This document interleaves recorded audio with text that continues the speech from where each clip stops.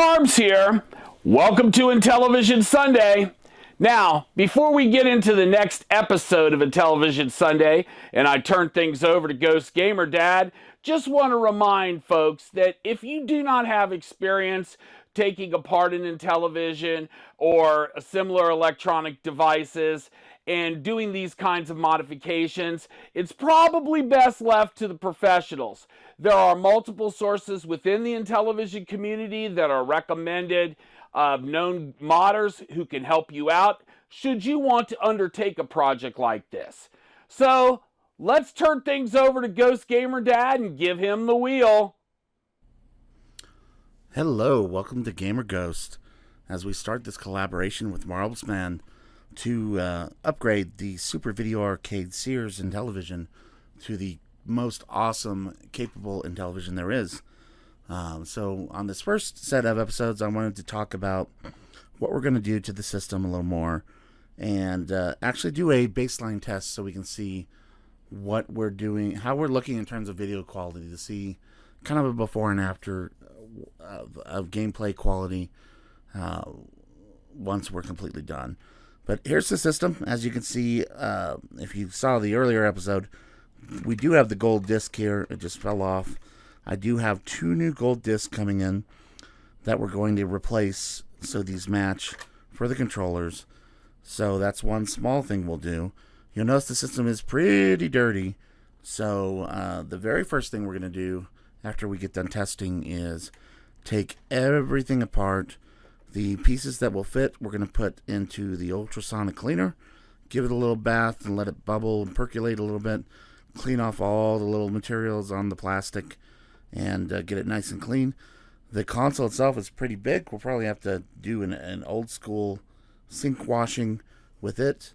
But well, like I said, first thing, complete disassembly, and then we'll talk through that disassembly as we go. We'll maybe test the power supply before we completely take it apart, just because that's an easy thing to do while it's there. But once it's apart, we'll get it completely clean, and then we'll start working on the board and making the video modifications and other modifications that we have. In terms of how this will look when it's done, you can see on the back here, we have the current composite or RF video out. That will have a 9-pin mini DIN connector. It's the exact same kind of connector that's used on the Sega Genesis 2 and 3. And that'll serve as our video out for composite. It'll also serve as our video out for RGB. So you can get the best possible signal there. We'll also have an extra plug that we'll put into the case for the S video. It'll be a little screw size plug. So you'll have S video out, you'll have composite video out, and then you'll have RGB video out, all with very minimal modifications to the case. We want to try to leave the case as original as possible. You'll see the channel selector. We are going to completely remove the RF adapter in this. So when we do that, there will be no need to really for this channel selector. But the video controller we're going to be using that does the video mod, it has a couple different palettes, a slightly different color palettes that you can select. We're going to connect that selection to this switch so you can change between those different palettes, and that'll be a lot easier to see once we have it done. And aside from that, we do already have the best option in terms of controllers.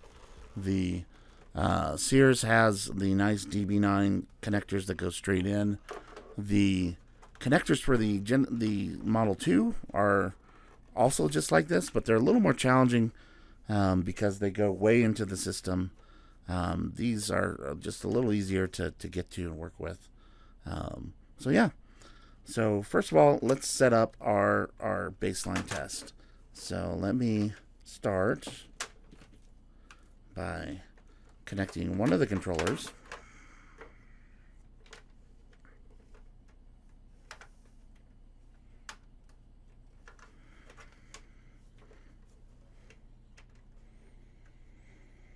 Okay.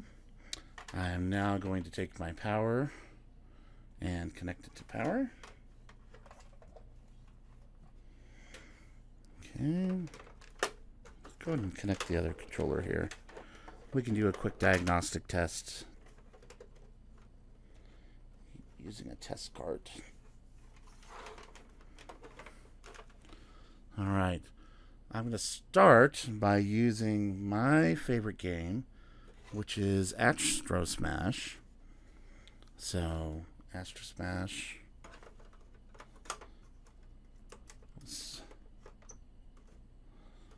Alright.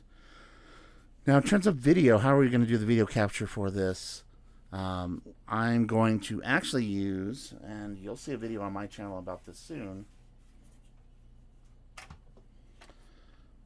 the Contemporary Research, let me get this back up here, 232 ATSC Plus. You can pick these up on eBay for maybe $50 to $60 to way more than that, depending on which of the ATSC models you get. But this essentially just takes a RF signal and converts it to HDMI, and it'll upscale it up to 1080i, 720p, 480p. So if you have any of the second generation consoles, this is an excellent way just to test quickly and easily, or even use it as your daily driver if you did not want to make any internal modifications. We are actually going to be making some of the top of the line video changes and connections, so we'll be talking about that. Something else you might do when you're first testing, it'll probably, your console generally will come with a game selector switch that has game and console on it. The easy way to work with these is if you get these little kits. These kits will come usually with a RCA connected video cable, and then this little adapter. And that little adapter has an RCA adapter on one side and a coax connection on the other side. And it just allows you to easily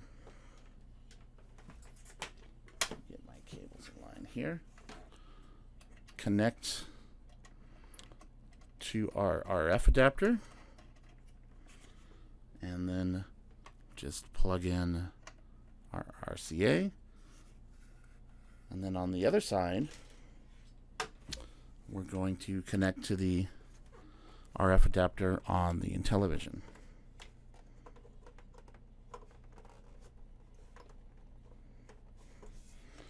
I'm trying to do this without dumping the controllers all over the place here. So there we are. Okay. We are now ready to test.